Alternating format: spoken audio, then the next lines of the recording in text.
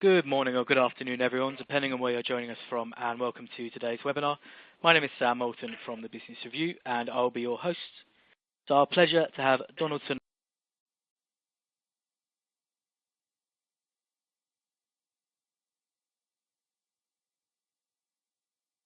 Filtration with us today, who'll be discussing the selection criteria for filtration devices in food and beverage.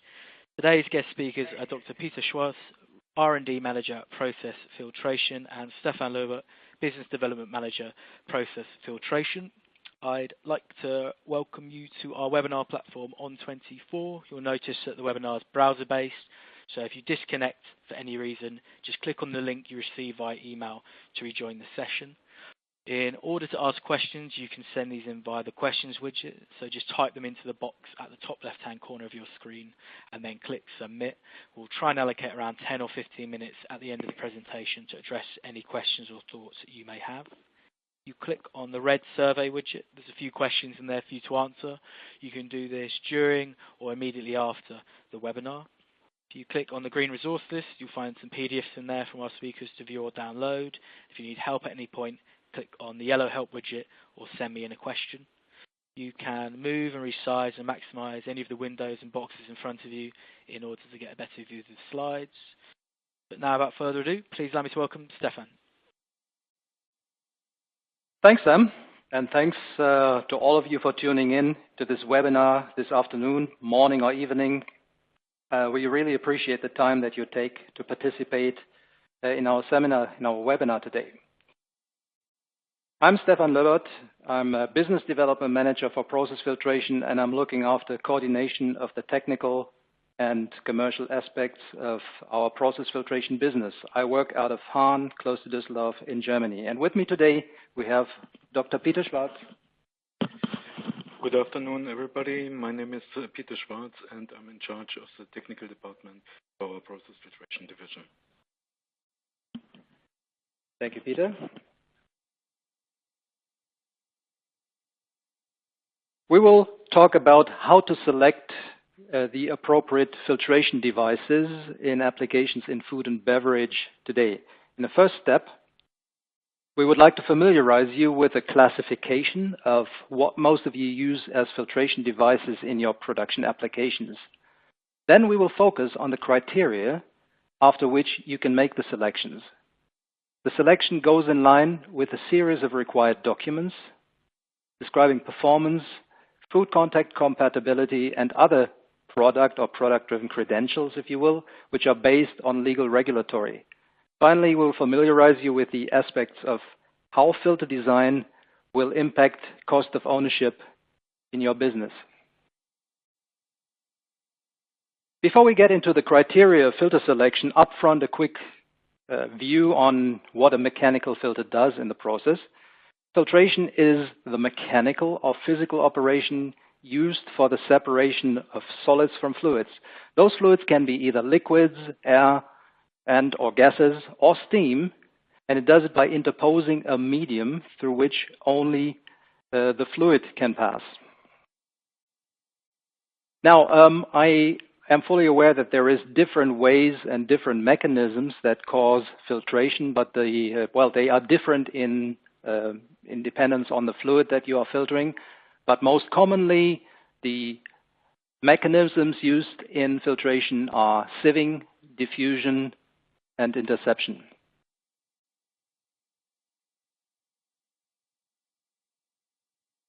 Right, now, how to classify filtration devices. I know that there are many ways for those classifications, but we have taken the following approach in order to simplify, to ease the criteria for selection and to reduce the complexity to some extent.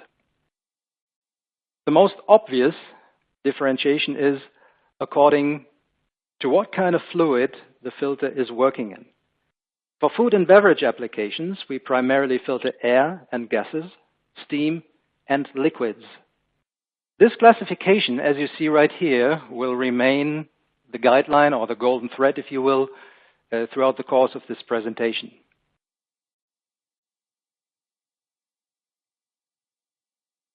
First of all, we have a look at the types of media which apply in mechanical filtration. We know that the type classification is not complete or exhaustive, but we decided to present you the most common ones. First of all, if you look at membrane filters are characterized by a homogeneous pore structure which enable a kind of a sieving effect on the surface of the media. The membrane filters primarily apply for the applications down to very small pore sizes, specifically to end and sterile filtration with extremely small particles, such as bacteria. Sintered steel filters, they carry a very high porous structure. They are composed of small metal beads welded to each other under temperature and pressure impact, and they are melted at the contact points and build a structure, a matrix of filtration. Filtration here in these devices is taking place in the media pack itself, so a little bit in the depth. Finally, depth filters themselves are characterized by a random fiber structure. Their fabrication material is often anorganic and or combination of anorganic and synthetic material. The filter matrix structure itself is providing, as the name here suggests, the filtration in the depth of the media. Putting this into perspective, back to our classification that I mentioned will be moving through this presentation, depth and membrane material mainly applies for air, gas fluids, sintered and depth material for steam applications, and finally depth and membrane finally applies for liquids.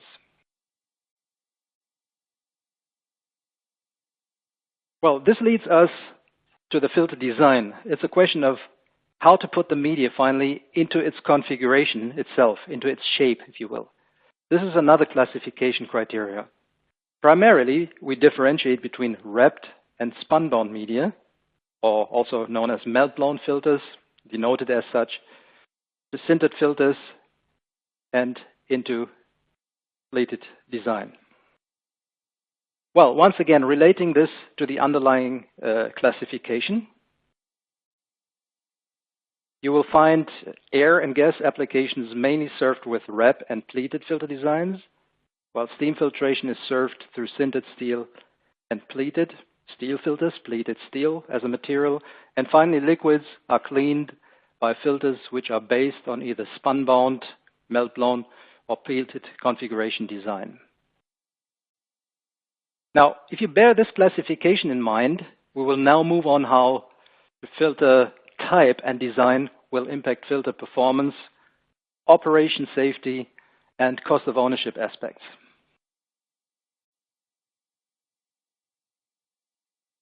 One of the most noticeable for everybody, noticeable criteria is the so-called pressure drop. We also find that in the nomenclature as delta P or dP. It is important to understand any mechanical filter, and totally irrespective of the type, the design, or the manufacturer, is an obstacle or a resistor to fluids. So every filter creates a back pressure, more or less, causing the system pressure loss, which forces pumps, compressors, and machinery to work harder, to work at increased energetic levels, and hence causing higher running costs at the end.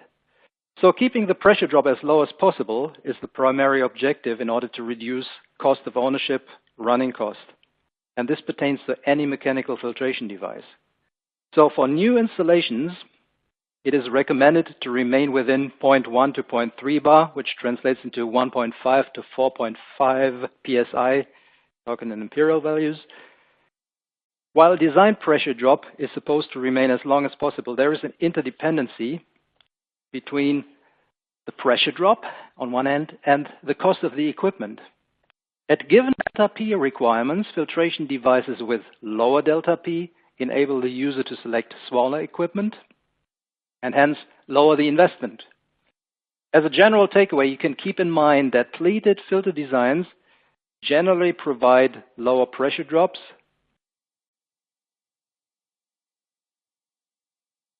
than their wrapped, spun-bound, or sintered equivalents, and irrespective of the fluid itself.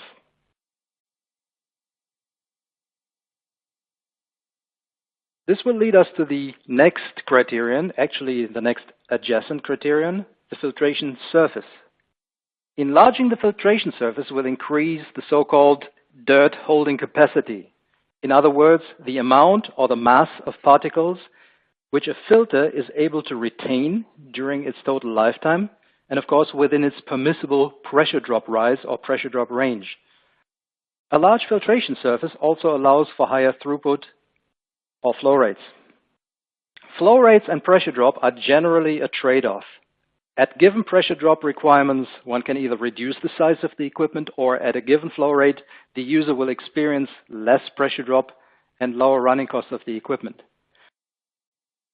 Please have a look and bear with me for a second just to look at how filter design impact filtration surface. We're talking about a 10-inch, or we're looking at a 10-inch pleated filter right here, which provides us with a surface of 0.3 square meters, translating into about 3 square feet. The same geometry as a wrap filter only provides 0.05 square meters, or half a square feet. As a rule, wrapped and sintered and spun-bound design filters are characterized by a smaller surface, while pleated design allow for a much higher surface. This applies for all previously mentioned applications, irrespective of whether it is gas, steam, or liquid. One very important aspect and a critical parameter that we're talking about is the safety question, and this is related to the stability of the filter system. The operational safety allows actually for no compromise on product safety. There is no margin. So mechanical and thermal stability is a very important criterion. As a rule of practice, a total DP, or pressure drop resistance, of minimum 5 bar or 75 psi at filter operating temperatures is common standard in the industry, which at higher temperatures such as 80 degrees centigrade or 175 Fahrenheit would translate into a minimum pressure resistance of 2 bar, which translates into 30 psi. At this point, please don't confuse this with the pressure drop during regular operations. The above-mentioned figures and thresholds pertain to the maximum thermal and mechanical filter stability in case of pressure or hydraulic stress and shocks. While polymeric filter materials are usually applicable for temperatures up to 100 C or 210 Fahrenheit, stainless steel filter elements are used for temperature ranges above. So basically or practically for stainless steel, there's almost no limit. Only the O-ring material, which is typically a polymer, is the bottleneck or the resistor to the temperature limit. For air-gas applications, filter required to yield medium to high stability. In steam, they are high, of course, due to the nature of the fluid, steam. While in liquids, and depending on the filter design, spun-bound materials yield low, and pleated filter designs high stability. Now coming back, or coming forward, more to say, to what actually a filter is doing. What is it doing in our application? It is supposed to retain particles, and it's supposed to do it at a certain degree. So no filter is capable of retaining all particles at any size from a fluid. A filtration device is therefore classified into the degree, hereafter shown as the so-called filtration efficiency. Filtration efficiency is again classified into nominal, absolute, and sterile grade, where what we denote here as LRV pertains to, in other words, in clear words, logarithmic retention value. This pertains to the amount of particles challenged on each square centimeter on the upstream side of the filter surface, where only one particle or one bacterium maximum may pass. The definition foresees 10 million, hence the name LRV7, so 7 zeros to the 10 million particles challenged on the upstream side. Per square centimeter, only one particle may pass, and in this case, you might call a filter sterile. So the percentage value describes the ratio of particles passing the filter media, over the amount of particles and microorganisms which the upstream side of the filter face. All efficiencies relate to a certain particle size. The following graph visualizes a little bit better. So if you have 10,000 particles on the upstream side as a challenge and 1,000 will pass, you talk about an efficiency of 90%.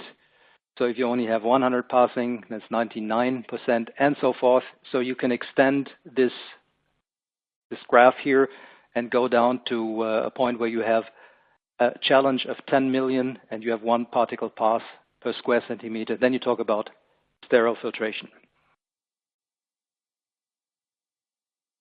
In air and gas applications, absolute sterile filters will apply, while in steam, depending on whether sanitary, culinary applications, nominal to absolute filters will apply. And in liquid applications, nominal, absolute, and sterile filters are selected.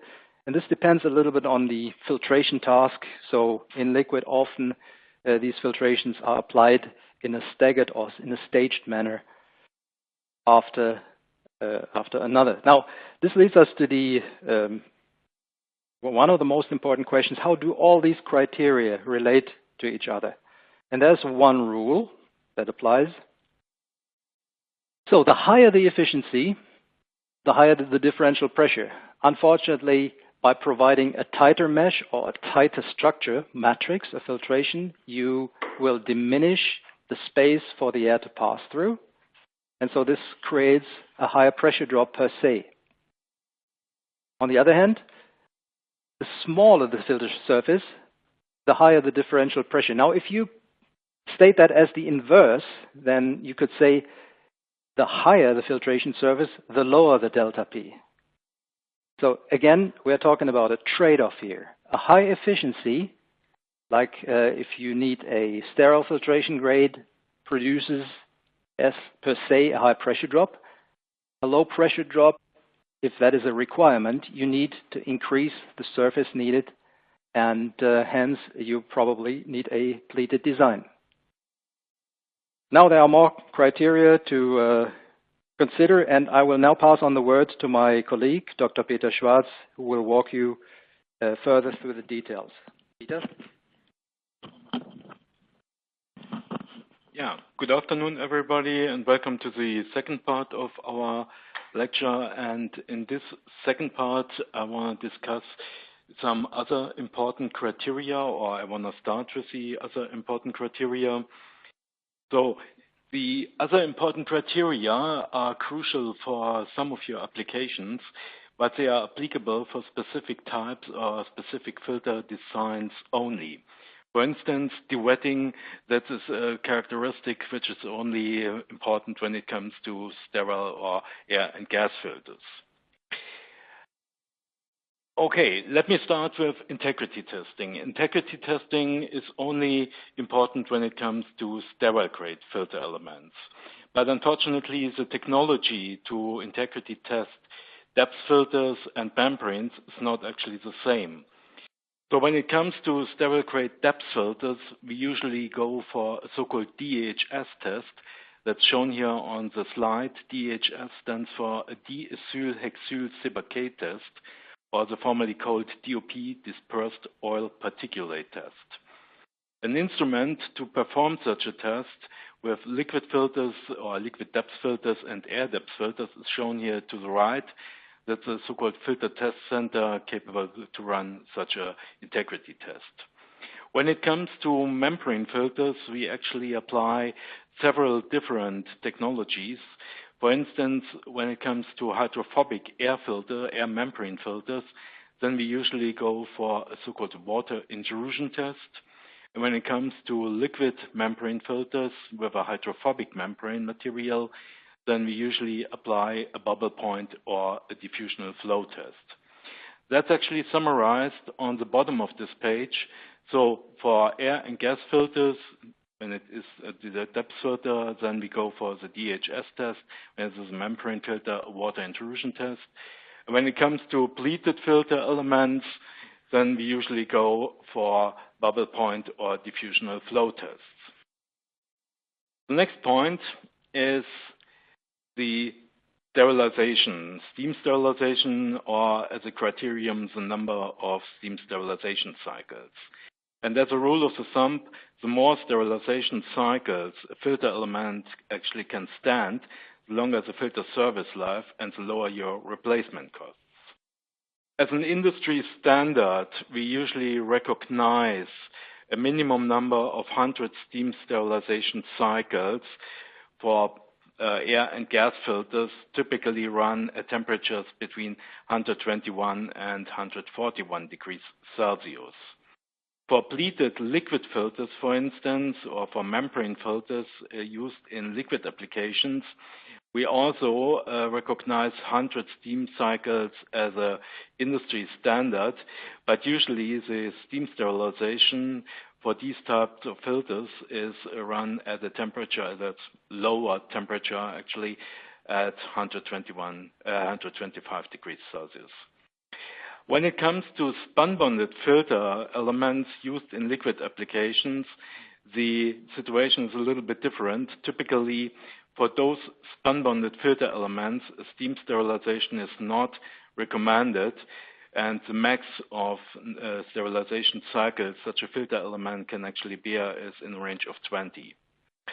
A very interesting trend in the industry is seen over the last years by using a different technology to sterilize an installation, and this technology is called VPHP or VHP. And VPHP or VHP stands for vapor phase hydrogen peroxide.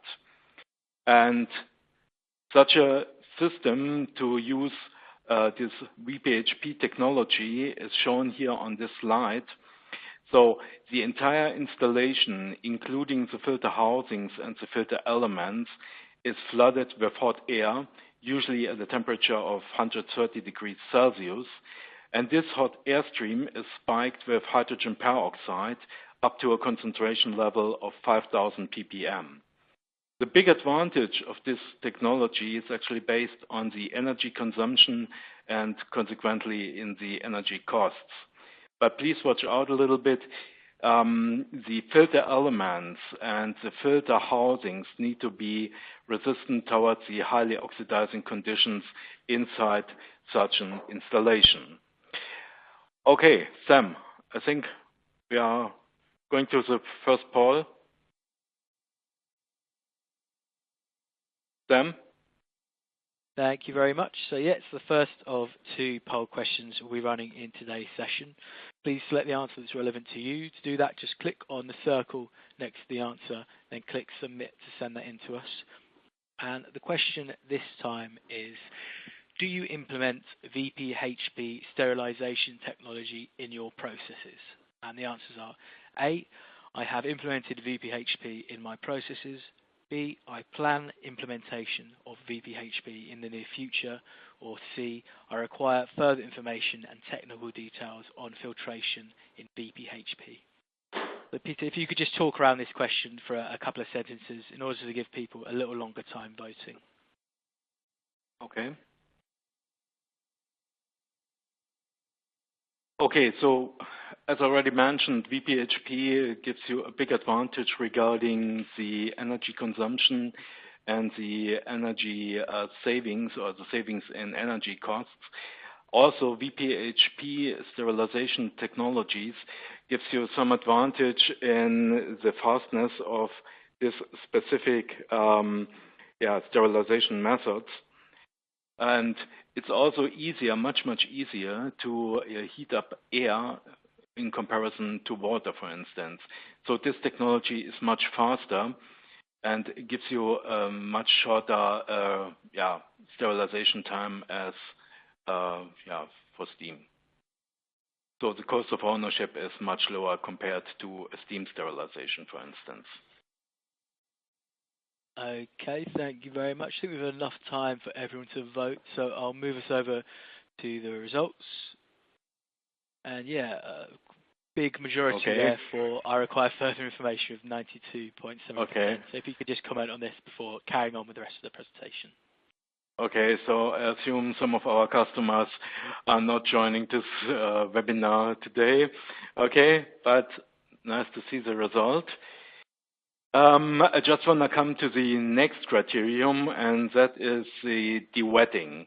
And dewetting actually describes the process after a steam sterilization when the filter elements are filled up with condensate and water, and the dewetting process describes now the drying process or the drying behavior of a specific filter element.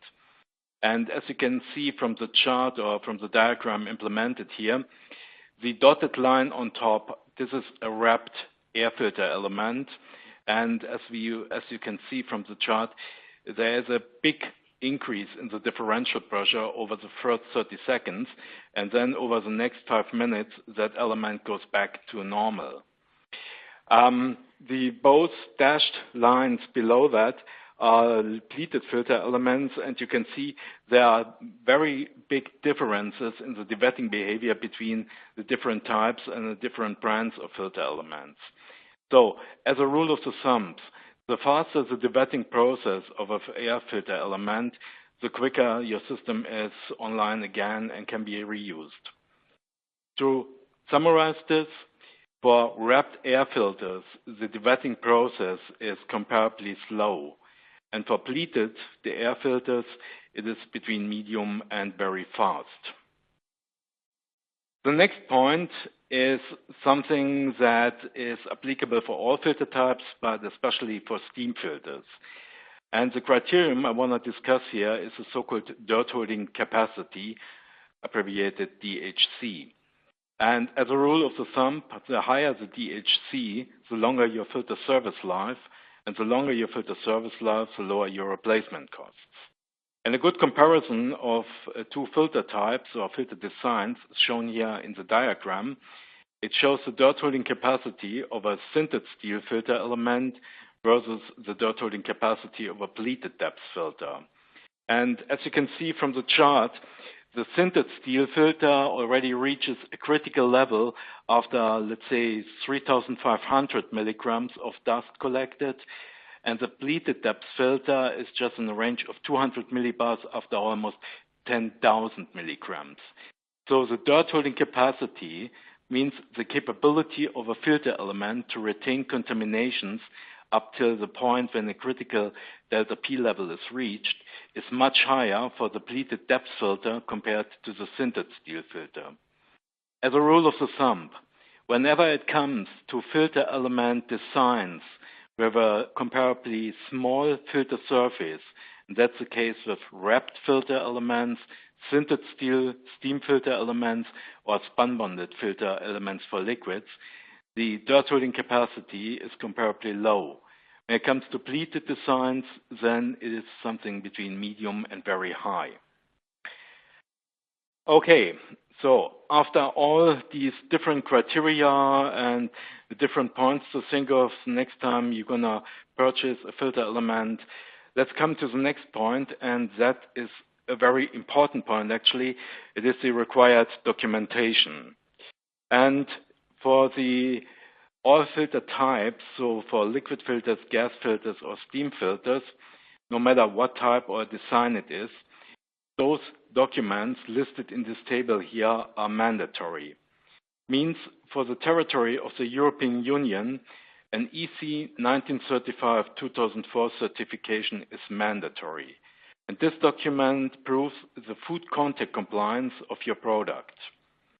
When you purchase plastic-based filter elements, an additional document is mandatory, and this document is called an EC 10-2011 Declaration of Compliance, proving the food compliance of all plastic-based parts.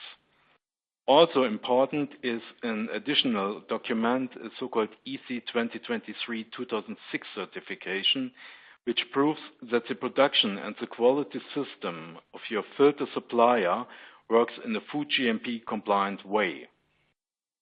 For the territory of the United States, an additional document is mandatory, and that is an FDA Title 21 Declaration of Compliance, which actually is the American pendant to the European EC 9035-2004, and although that document proves the food contact compliance of your product. Please keep in mind, for some countries, national requirements may apply. So, and on the next slide, we have such a document, an EC 1935-2004 compliance document issued by Donaldson for one of our sterile air depth filters. And please watch out that such a document always is signed and dated, and this document lists all the different components and shows the food compliance for all these different components. The next slide is about documentation, which is not actually mandatory but required by the market demand. And the Certificate of Compliance 2.2 and the Certificate of Compliance 3.1 are also kind of mandatory, because those documents state that the product is manufactured in accordance with the legal regulations of the manufacturing and the agreement of the order. The 3.1 certificate additionally shows that your product you have purchased fulfills the specific requirements. Another type of document which is required by the market is a so-called REACH declaration. And the REACH declaration proves that the product doesn't contain any material listed in the EC 1937-2006 guidelines. And then we have two specific documents, the so-called absence declaration and a qualification document. Especially when it comes to very sensitive foodstuff, an absence declaration actually makes sense, because such a document proves the absence of specific materials or chemicals, for instance, phthalate-free declaration. Last but not least, the qualification documents. Those are actually, or let me put it this way, we actually encourage our customers to ask for such a document, because those qualification documents show or prove the specific performance of a filter element and the compliance with quality standards. Just to show you an example here, on this slide here you see a compliance certificate or a certificate of compliance 3.1 for one of our sterile air depth filters.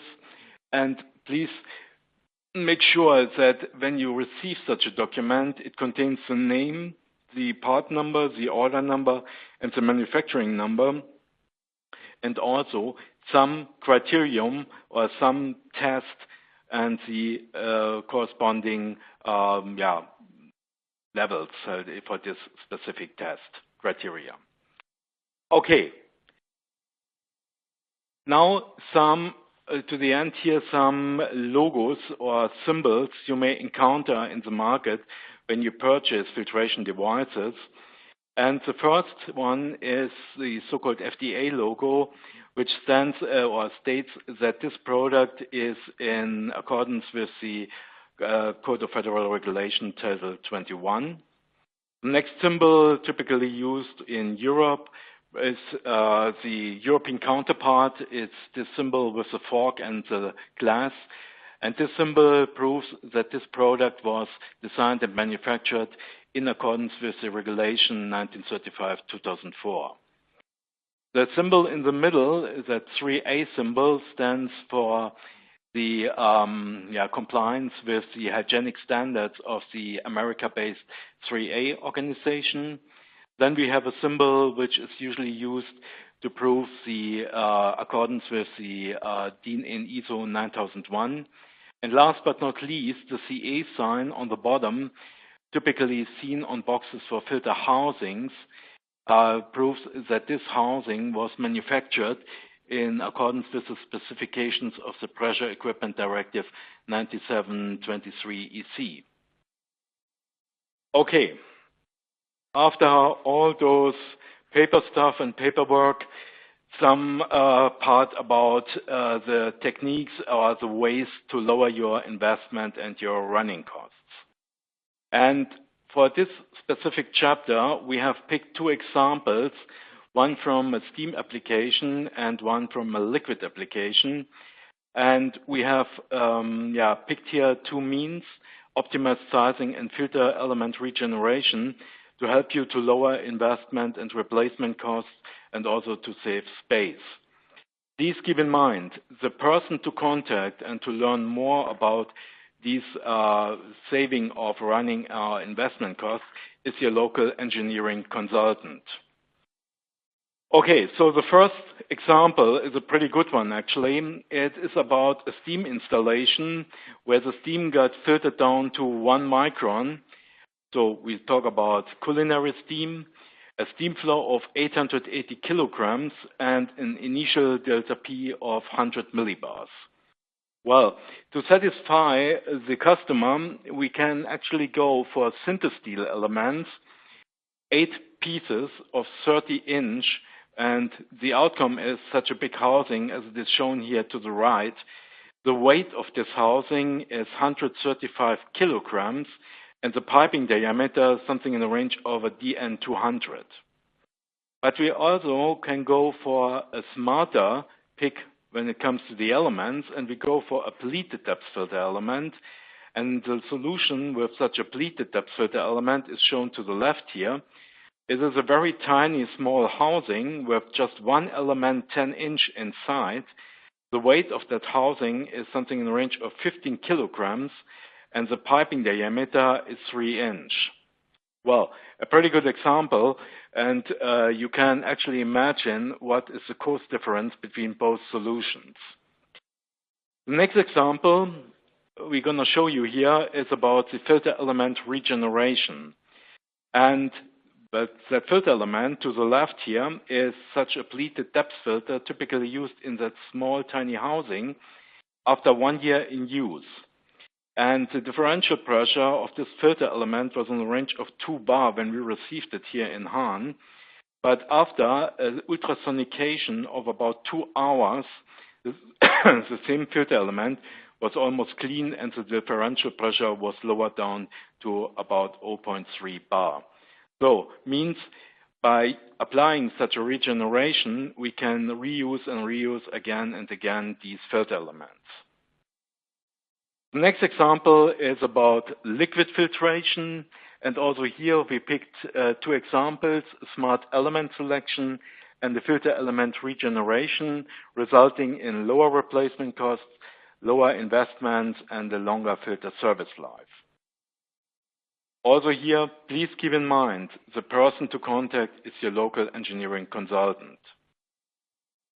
So, and this is the example we picked here for a smart element selection, or to display a smart element selection. It's about a water filtration, particle-free water.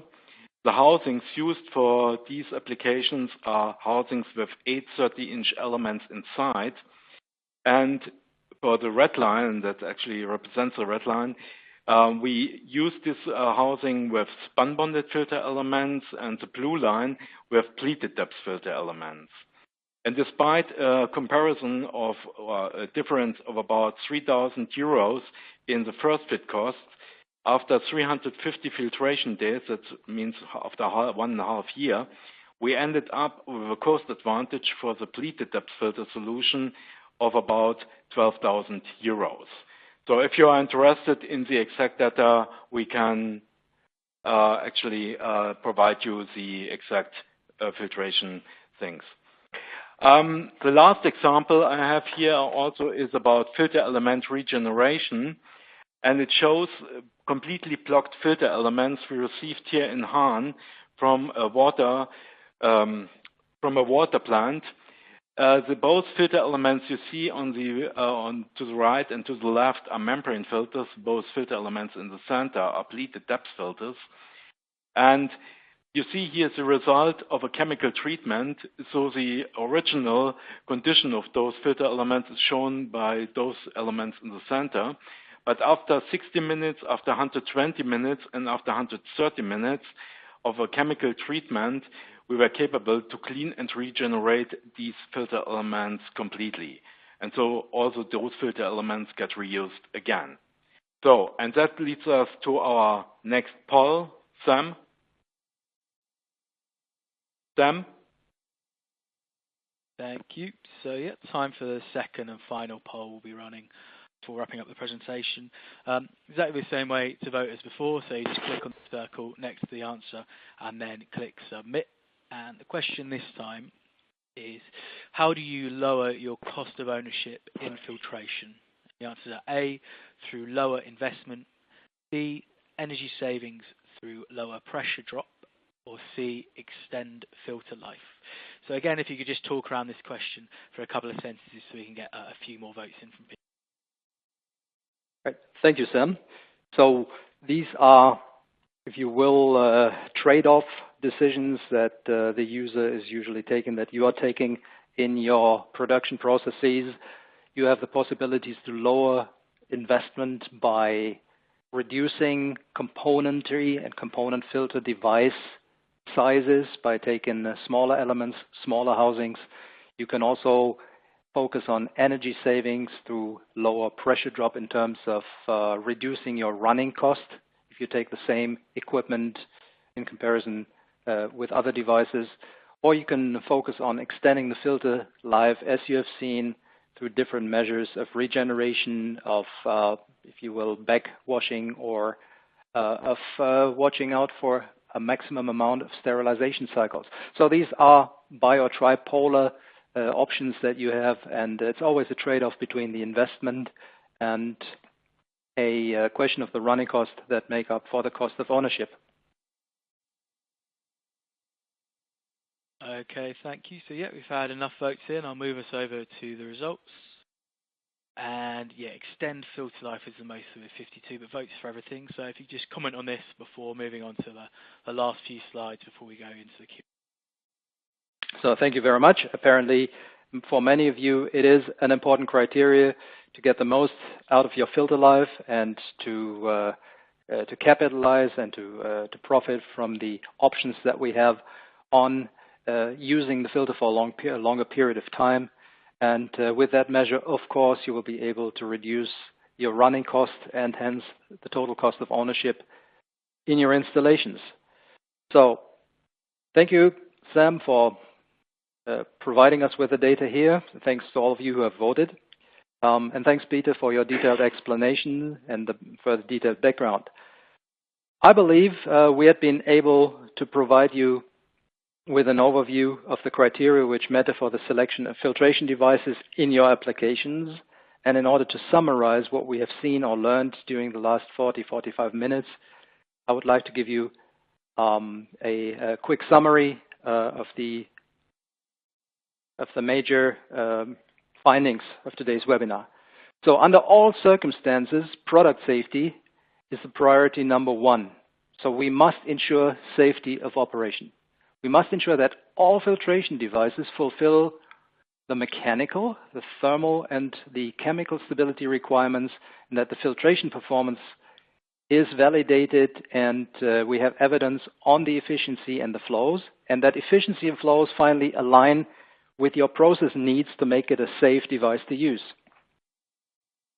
All products applied in food and beverage applications need to comply with EU and FDA legal requirements and the regulatory behind, and have to be tested and validated accordingly.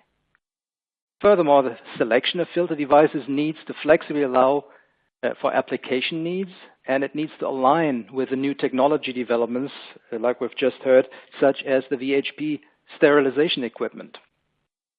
Further documentation beyond, I would say, the legal requirements, if you will, provides you with specific performance data and material specifications, and hence it provides you with evidence on the applicability in your specific processes. Finally, the appropriate filter selection on the aspects of dirt holding capacity, amount of sterilization cycles, pressure drop, or regenerability of elements, as we have seen, allows you to make the appropriate choice in weighing out the investment versus the running cost, and this helps you to minimize your total cost of ownership. If you express that in short, the right selection of a filtration devices provides you with a safe, compliant, and cost-effective filtration solution. Now, having summarized that, I think now it's time for a question and answer session. We are welcoming your questions now during the next minutes, and also beyond this webinar. Please feel free to contact us under the following localizers: peter.schwarz, stefan.lobert, cap-Europe, or process filters, nh@donaldson.com. Please also feel free to take a look at we are on YouTube at our YouTube file under www.youtube.com, user Donaldson filters. We are happy to receive your questions. And now I would like to pass back to Sam. It's now the time for the question and answer section. Thank you. Thank you very much. So just a quick reminder of how to submit those to us. You should have the white questions box at the top left-hand corner of your screen. Just type the questions in there, then click submit, and we'll try and get through as many as we can. We've got just under 15 minutes left. The first one I'm going to go to is, in the past, water slugs apparently damaged several of my sintered steam filters. What can I do? Okay, this is Peter again. I just want to answer this question. Well, I mean, the first mean would be to prevent the generation of water slugs at all. I mean, I'm not sure that everyone is actually familiar with the term water slugs. We are talking here about pockets of condensate building up inside a piping system, and these pockets of water get carried with the steam flow through the piping system, and if they hit the filter element, it actually can happen that the filter element gets completely damaged. Just to get back to the prevention of the generation of such water slugs, a very efficient way to prevent the generation of these water slugs is the installation of steam traps and condensate drains. And I mean, locate those steam traps and condensate drains and the low points upstream or downstream of the points where the water may collect. That is probably the best way to prevent the generation or to avoid water slugs in general. But also the robustness of such a sintered steam filter towards water slugs is comparably low, especially when it comes to the larger pore sizes, means something in the range of 25 microns or even higher. The filter element types of sintered steam designs are very porous and comparably thin, typically in a range of, let's say, 1 or 2 centimeters. If there is no chance to avoid water slugs in your piping system, so you cannot install some drains or condensate traps afterwards, switch to a pleated filter type design. I mean, those elements or element types are much more resistant, and we never ever experienced any damage of water slugs of such filter elements.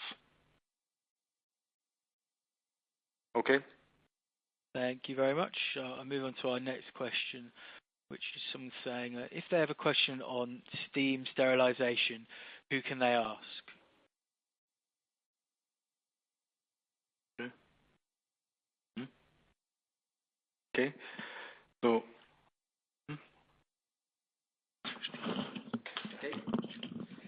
If they have questions on the sterilization techniques, we have a very tight sales and service networks of local engineering consultants who can provide you with further details, and they can also walk you through what we have generated, which we call the sterilization guide, which gives you a very comprehensive overview of the methodology, of the installation recommendations, and on technical parameters, depending on the media you use and depending on the setup. Thank you. Next question I'm going to go to is, do you have any software for filters selection in your system? So this is Peter again. Actually, there is no such thing like a software program we usually use to select a specific filter type or a specific filter element. But our service people and our sales engineers or engineering consultants, they have tools which allow you to find the best or the smallest installation possible by choosing the right filter elements and the right application or the right piping diameter. That's possible. Just contact our sales guys for this. Thank you very much. Next one I'm going to go to is usually the membrane filters in my brewery tend to block very fast. What do you recommend to regenerate them? Well, typically what we usually apply, and we apply that very successful, especially in breweries or in wineries, is the use of sodium hypochlorite. And the procedure to apply the sodium hypochlorite is quite simple. The idea is when you have finished your filtration over the day, then just flush the installation with water, stop this flow, close the housing, open the top valve of the housing, and fill the entire housing with warm sodium hypochlorite solution up to a concentration of, let's say, 1.5%. And let it stand for maybe 12 hours or to the next morning, and then drain the solution into the sewer, flush it thoroughly, and you can go again. Sodium hypochlorite is highly effective when it comes to colloidal organic contaminations.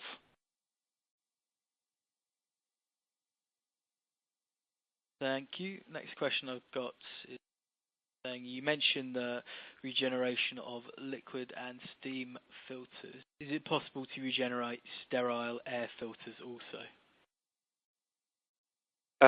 Typically, under normal conditions, sterile air filters are positioned at the end of a compressed air line with many filtration steps in front. So from that point of view, it's pretty unlikely that the sterile air filter actually clogs, like, for instance, membrane in a beer installation or a steam filter in some carbon steel type pipeline. So for all those filters, the probability to clog is much higher. Typically, when it comes to sterile air filters, there is a certain probability that there's a lack of integrity showing up after several sterilization cycles. Nevertheless, a regeneration of sterile air filters is possible when it comes to Teflon-based membrane filters, but usually not with sterile-grade depth filters. But please consider the type of contamination which actually clogs the filter. Any regeneration mean needs to fit the contaminations. So it doesn't make sense, for instance, to apply this sodium hypochlorite we had before when it comes to solid contaminations on the surface of a membrane filter, for instance.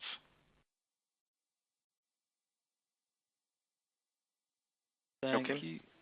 Next one is, I don't have a chance to ultrasonicate my steam filters. Is there some other possibility to regenerate them? Yeah, definitely. Usually backflushing of the filter elements with water has a similar effect and a similar result. Although in that case, the contaminations inside and on the filter matrix get really thoroughly removed. And if you lack both opportunities, means if you lack ultrasonication bath and a backflushing or some installation to backflush your filters, there's always some very unusual way, an unconventional way to clean them by using a high pressure cleaner you normally use for your house or for your car. Just point at the inner core of the filter element, adjust the pressure, and run off all contaminations from inside to outside. That's an unconventional way, but actually it works. I did that myself. Okay. Thank you. So next one is, what is the correct size of a filter to use in water filtration? That typically depends on several factors. It usually depends on the wanted initial pressure drop of the entire installation, also the so-called recommended surface load, which is different for each type of filter. So typically, absolute rated depth filters have a different recommended surface load compared to membranes or to nominal rated depth filters. Also, this is depending on the type of liquid you want to filter, the temperature, the viscosity density, of course. And yeah, that is generally spoken all the different parameters. Well, I mean, each of our sales engineering consultants has such a program which is capable to find the optimized solution when you give them the exact data. Okay. Thank you. Next, what is the future of process filtration? Is it lower filler sizes by increasing filter surface area? Well, good point. I can imagine with some new technologies, it might be possible to lower the size of filtration or filter elements used in applications by applying new retentive technologies. Yeah, could be possible. Yeah, or more effective technologies. Yeah. Thank you. Next one is what type of material for the pleated depth filter will be suitable for contact with steam?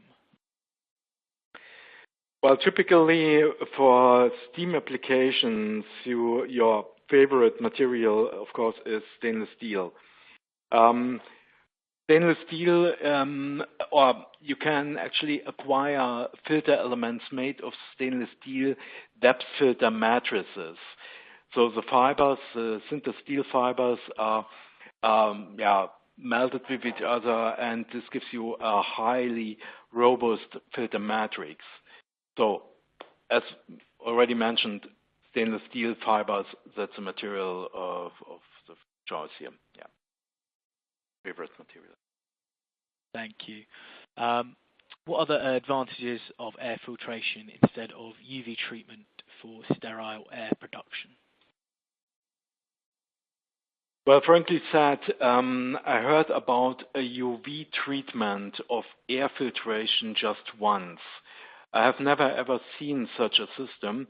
Typically, UV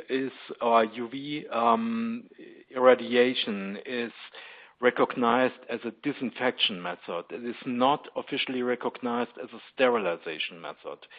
And typically, UV irradiation gets used for surfaces only, or for specific devices like medical devices only, and once in a while also for water sterilization or disinfection.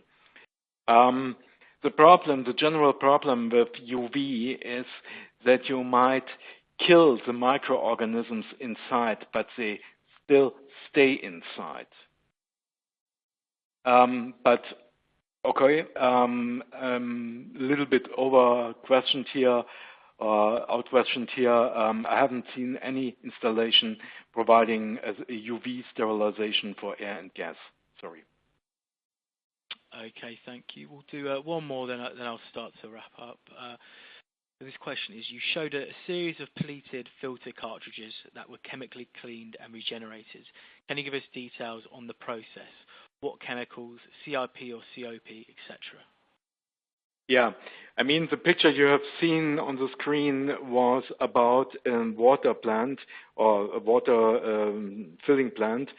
And the filter elements have been completely blocked by manganese dioxide. The manganese dioxide actually blocked both filter types completely. And what we applied here was a mixture of water and oxalic acid. The big advantage of the oxalic acid in this application was that the procedure of the reaction products have been gaseous. So there's nothing left, no debris, no residues inside the filter cartridge, and it worked perfectly fine. Typically, when you apply a SIP system on the filter cartridges, you need to make sure that the chemicals you use correspond to the contaminations you actually have. For instance, in that specific example, by applying hot water or NaOH or also some acid like HCl, this effect would never have been seen. Okay, thank you very much for all your questions. Thank you for your answers as well. We had a few people asking about how they could get the presentation, and you can log back into the on-demand version of this webinar. You'll get a link sent to you in a couple of hours telling you the on-demand version. You can log in there and you'll be able to see the presentation there. Apart from that, just leaves me to thank Peter and Stefan once again. Thought it was a great presentation, and to thank Donaldson Filtration for sponsoring the session. Like I said, you'll all receive an email shortly telling you how you can access the on-demand version of the webinar, or you can see this through our website, which is www.business-review-webinars.com. Once the webinar ends, today's survey will pop up in its place, and we'd appreciate if you took the time to answer the few questions in there if you haven't already. We look forward to sharing further webinars with you, so please keep an eye on the website I just mentioned for daily updates. Follow us on Twitter, which is @BRWebinars, and join our LinkedIn group webinars. Apart from that, thank you all once again. I hope you all have a nice day. Thank you very much for our end for your attendance. Have a nice day.